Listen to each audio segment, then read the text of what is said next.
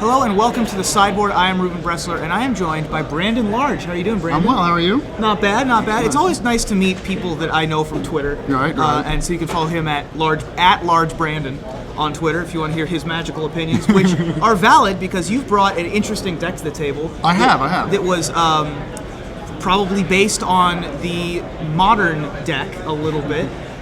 Jund. So you've decided to bring Jund to a legacy event. Absolutely. This is basically a modern Jund deck. Besides the lands, there's 5 legacy cards. Sure. I watched the Pro Tour and I really enjoyed the Jund deck. And I never played Blood Red Elf when it was in Standard because I didn't play Magic then. I took a little bit of break back then. So every chance I can get an opportunity to play Blood Red Elf, I do. Right. And I've tried in the past to play a Blood Red Elf deck. It never worked. But with Deathrite Shaman, added a little bit of mana acceleration to give the deck a little oomph that it needs. Yeah, the Deathrite Shaman, just like in Modern, is the Birds of Paradise that you never had with original Jund, because he didn't want to play Birds of Paradise because it's the worst cascade ever. Absolutely. But every once in a while, it can also be a Graveyard Hate card or a Grim Lavamancer.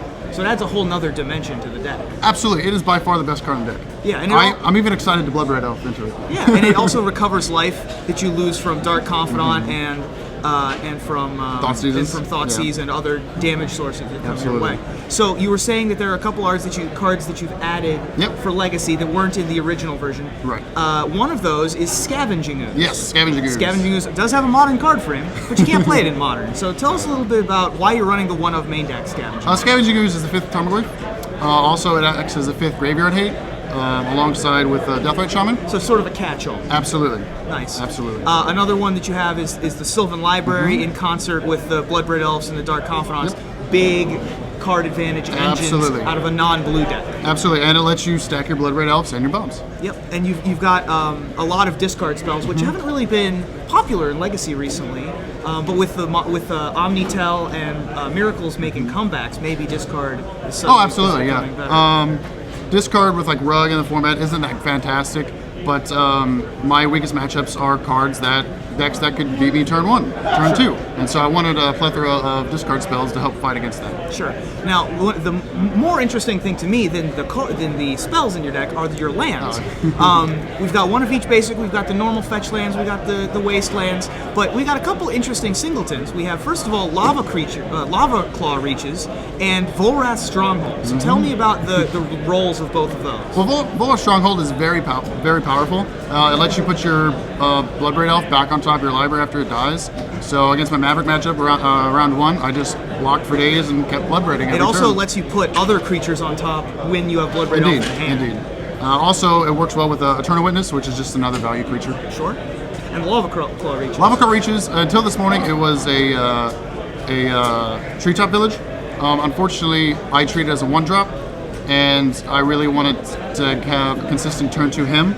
Even though the Manland power of it is significantly less than Treetop Village, the mana was much more important. Well, the other thing about it is that it is a mana sink, and you don't have a ton of those in your deck. Indeed. You've pretty much got Scavenging Ooze, and that's about it. Yeah. Mana sink.